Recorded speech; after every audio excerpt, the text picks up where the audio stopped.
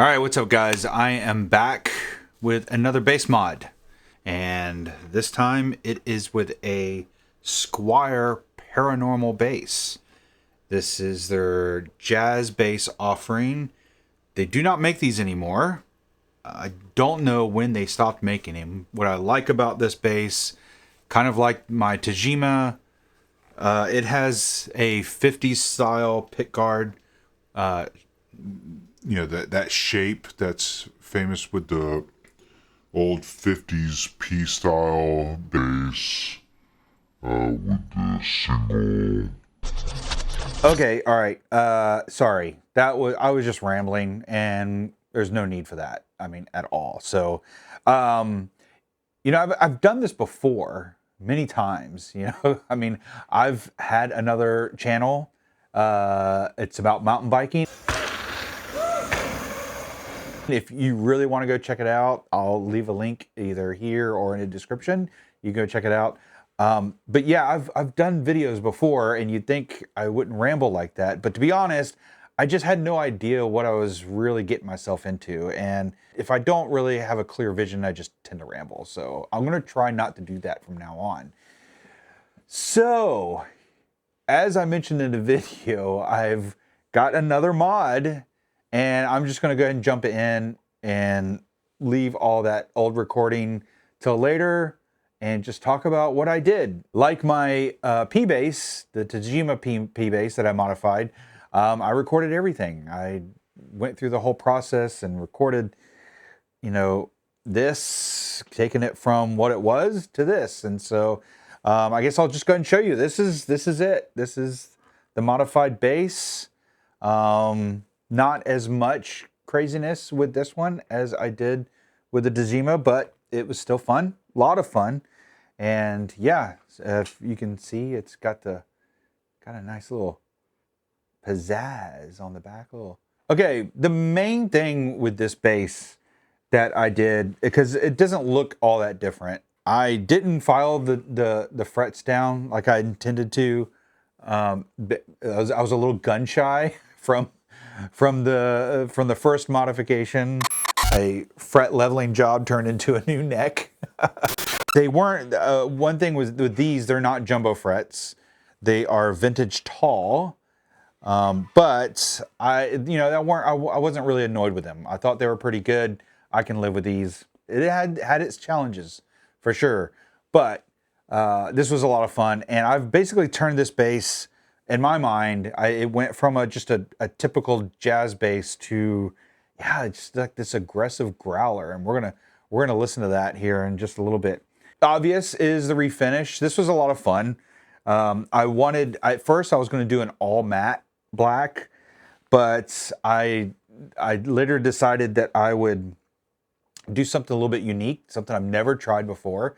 And yeah, and so I left the center of the bass gloss. So if you can tell, just basically followed the neck all the way down. I was going to make it wider, but then I realized, the neck pocket was a good way to measure everything, and same thing with the back. Yeah, just basically disassembled the bass altogether, taped off the center, and got some a matte finish clear coat, and went to town.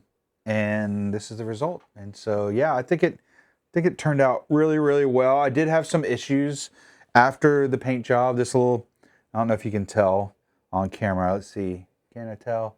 I don't know if you can tell, but a little scuff mark from, I had a cheap little floor stand that I kind of rested it on, and I had waited days after doing this, and somehow it rubbed against it, and yeah. So I thought about redoing it, but then it wouldn't match, and I just said, that's an imperfection. It's all right. Let's leave it there. Yeah, kind of like a racing stripe. Little bling bling. Left the pick guard the way it was. I love this gold anodized pick guard, 50 style. Love it. So let's talk about the pickups. What did I do with the pickups? So I went through a lot of decision making about this, and I really the part of this was aesthetic. I'm going to admit it wasn't so much of tone; it was aesthetic. I mean, tone had obviously I really wanted a good tone out of it, but I really wanted something that really was just going to make this bass look amazing. And so I settled on the DiMarzio Relentless J pickups with the chrome. Yeah, I couldn't be happier with this selection. So now some of the issues that came up were the wiring with with this 50s style body. This is the cavity. This is the cavity I have to work with. So not much under there at all. When it's just one pickup, it's a P pickup. That's fine. But when it's you got two pickups, concentric pots, because you got volume and tone for each one, which is unique to this bass. There's a lot of cabling in there, a lot of wiring, and especially from these Relentless J's, the wiring that came with it was hefty. It was hefty, and so I had to do some finagling to get it all to work. This is about as low, I don't know if you can tell, it's probably not. This is about as low as I can get the pickups. So the one nice thing about them I love is it's got the arc to it, which is really cool. And the Relentless J's with these, you can actually raise and lower the poles.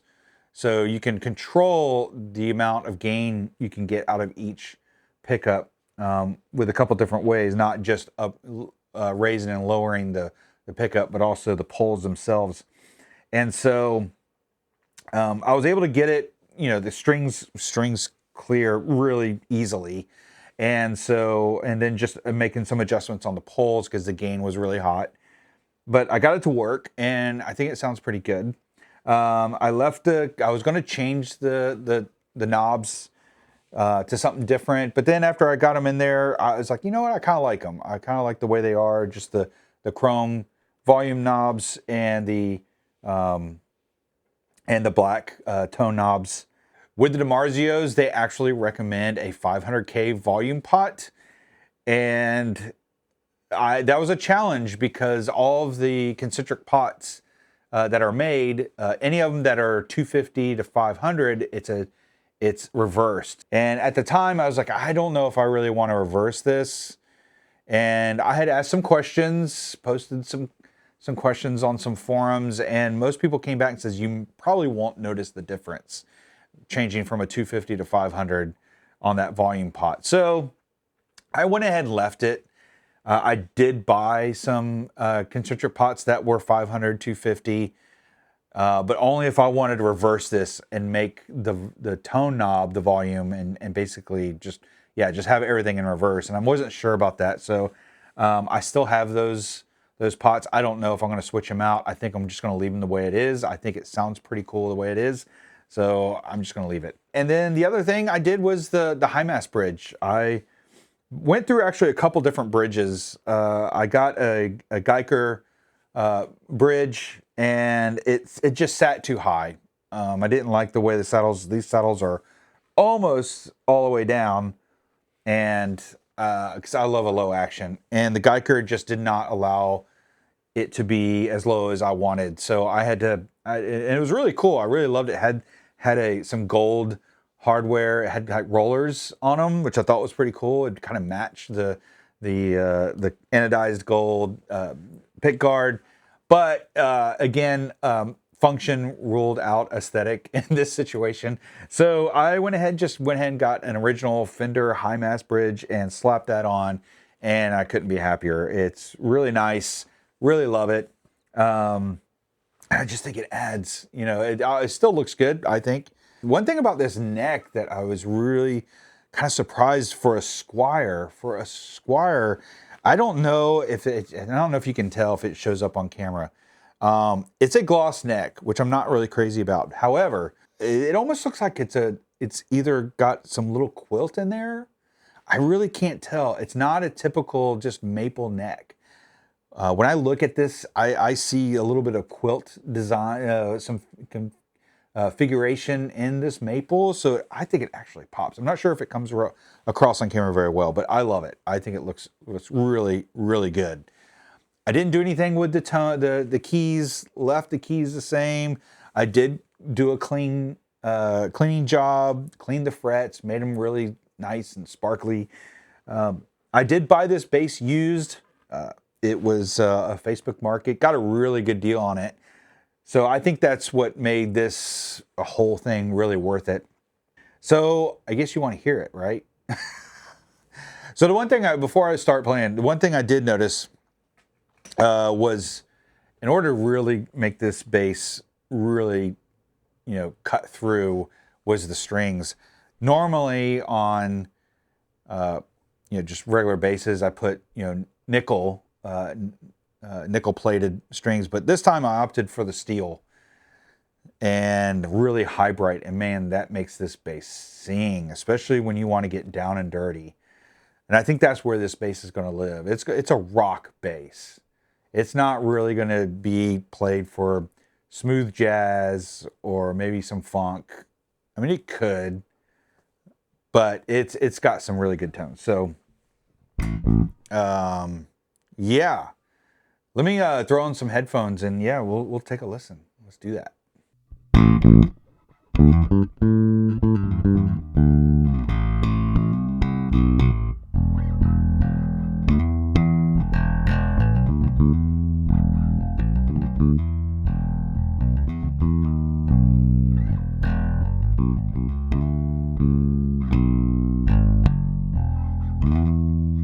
Now I've got an E right now, and just so you know, I'm not running through anything. This is dry. I know in the last video I put some compression on it. I wish I hadn't. I did, but because I really wanted the actual just tone without anything on it, just dry. And I'm running into my Audient ID24, and that's it, right into the computer. So there's no processing. Nothing like that. So, which is nice.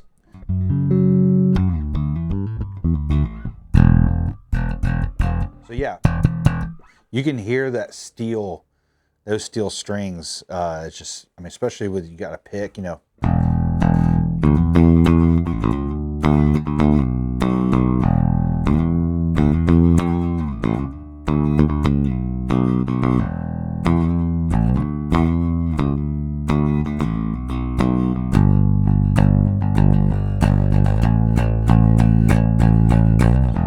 So yeah, I mean, it just growls. It just really growls.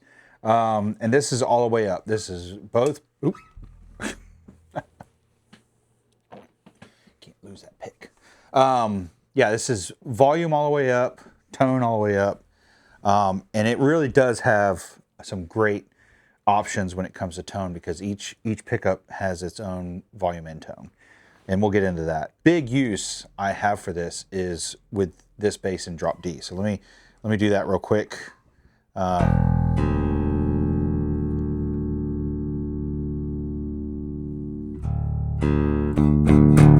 So yeah.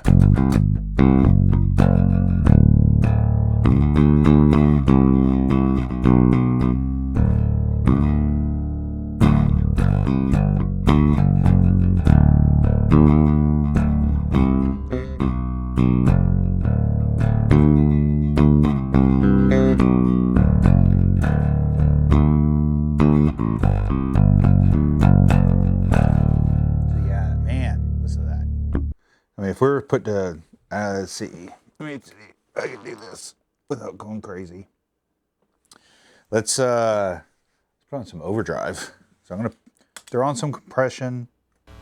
Ooh, that is nasty. I gotta turn that down.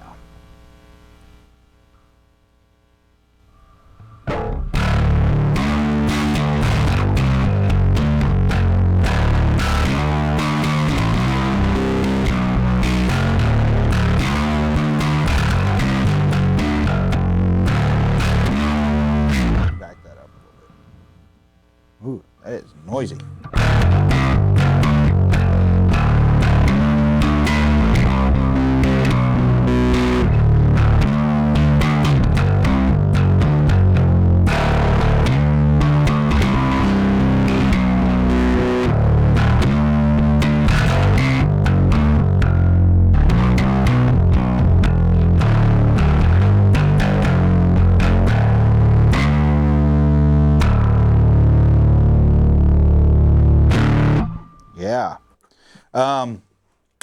So, you know, I really think that that's where this bass, this configuration of this bass really shines. Is, man, that just grit, grind, rock. You could probably, you know, obviously some metal. And if I'm not playing very smooth, I'm still getting used to these steel strings.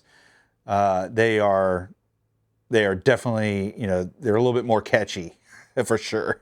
So sorry if I'm just kind of flubbing up everywhere, but all right. So why don't we listen to some samples of what the bass sounded like before, do some comparisons, and see if this mod was a success.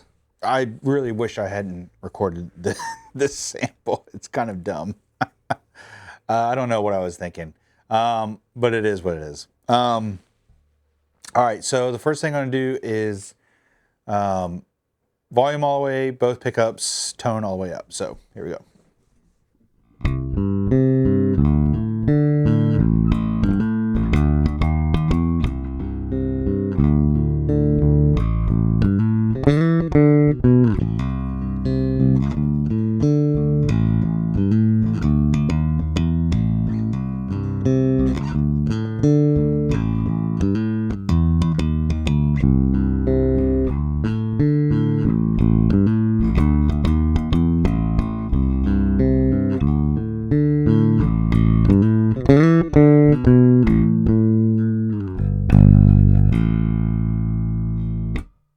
I am still in drop D. Let's do both volumes up, tones all the way down.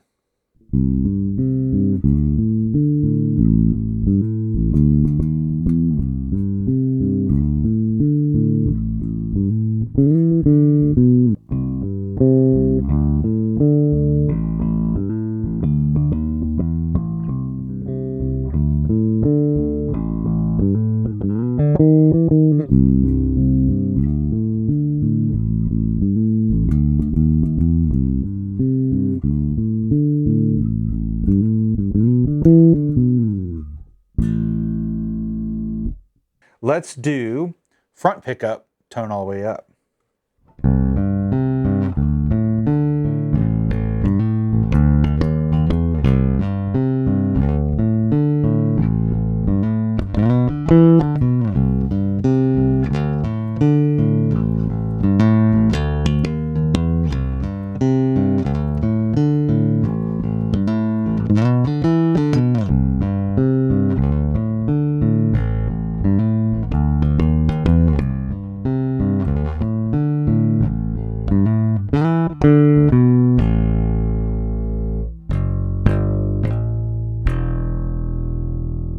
I feel like I needed the first sample I didn't include at all the E string, which is not a good idea. So that's why I wish I'd done something different. So I'll try to throw in a little bit of low end there at the end. Okay, let's do back pickup. Oh no, sorry, front pickup, tone all the way off. And if you notice, it's got a little bit of a P bass flavor, not a whole lot. Especially for a single coil pickup. Actually, these are these are hum canceling, so it's actually dual coil, but it's got some P bass flavor to it. Not all the way, but if you want a little bit of that character, you can get that out of this bass.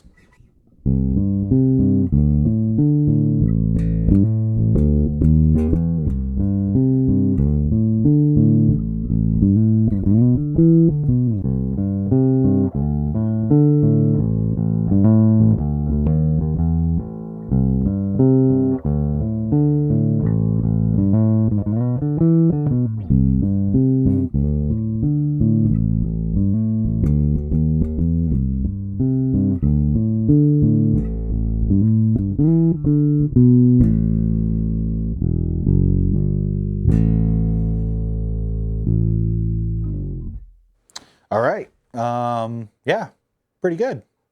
Let's do rear pickup, and let's take all the volume off the front. Let's do rear pickup, tone all the way up. It definitely has some of that jazz bass characteristics.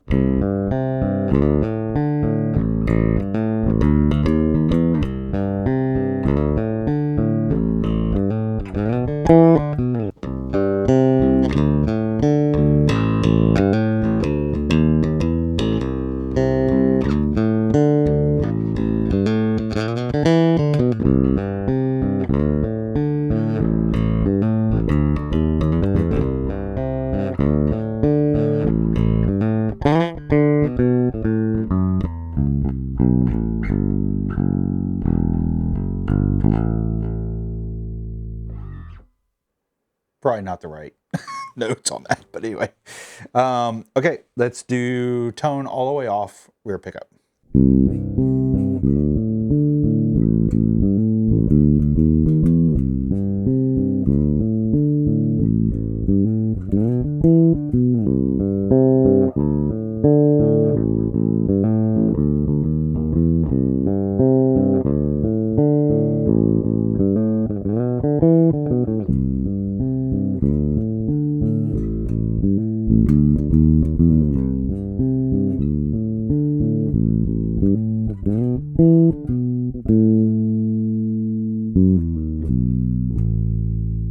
Okay, so yeah. And then what's good about this bass is that you can kind of combine anything. So let's say you wanted to do both pickups all the way on, but you only wanted the tone up on the front pickup and not on the rear, or maybe just back it down. You can do that.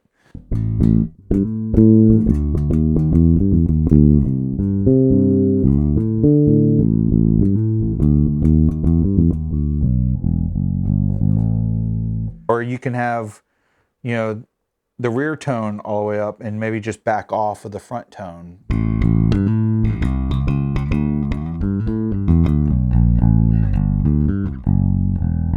So you get a little bit of that growl from the rear tone, but you get some of that fatness from the front pickup. So, you know,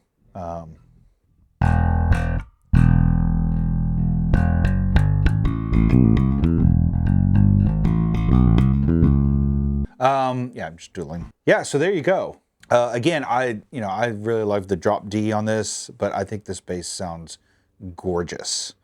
The way it is, the high bright, the steel strings, and these Relentless J pickups just add some growl. Yeah, so tell me, what do you guys think? What did you think of this mod and the upgrade, and did it make a difference? Did you hear something that was any different than before? I think I did. I think it adds a little bit more growl to it. It's just got a little bit more bite to it, and I love that. And especially when I drop D, I think this bass is ready for some major rock shows. So I'm actually going to be selling this bass. In fact, I already have it up for sale. So if you are interested, go to my Reverb store. I will put a link down in the description if you want to pick this bass up. It's obviously it's going to cost more than your general Squier bass, but again, it's been modified. It's got some upgrades to it, so I think it makes it a better bass, and that price reflects that. So let me know what you guys think in the comments.